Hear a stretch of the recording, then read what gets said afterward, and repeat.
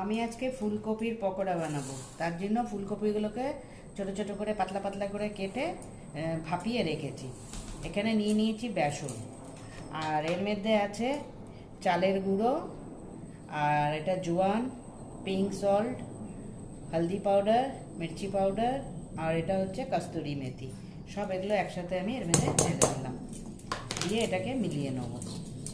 আর দিয়ে দেবো ধনে পাতা। আপনারা যদি অন্য সময় বানান, এটা আমি আজকে নিরামিষ বানাচ্ছি বলে, অন্য সময় বানালে না চিকেন মশলাটা অবশ্যই দেবেন। চিকেন মশলা না দিলে কোনো মজা নেই এতে, ঠিক আছে? আর বানাবার পরে চাট মশলাটা ছিটিয়ে দেবেন। এখন এই ঘোলটা তৈরি হয়ে গেল, এর মধ্যে এই গোবিগুলোকে ঢেলে দেবো।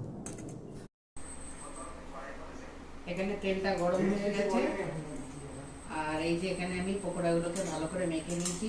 অনেক ফ্যাশন হয়ে গেছে, হাত দিয়ে দিয়ে মাখছিলাম, চামচ দিয়ে করছিলাম। তা এখন তো আর চামচ দিয়ে হবে না, তাই এরকম করে মাখতে হচ্ছে। তো এরকম করে পকোড়াগুলো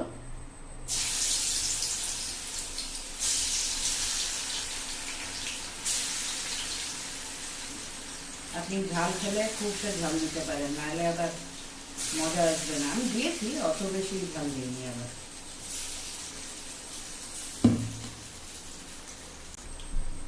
সব গোবির পকোড়াগুলো ভাজা হয়ে গেছে, আমি এগুলো সব উঠিয়ে নেব। আপনারা কি আমার আওয়াজ শুনতে পাচ্ছেন?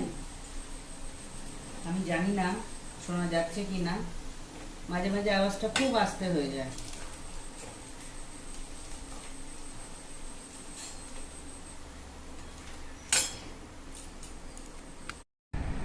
ফুলকপির পকোড়া খাবার জন্য একদম রেডি।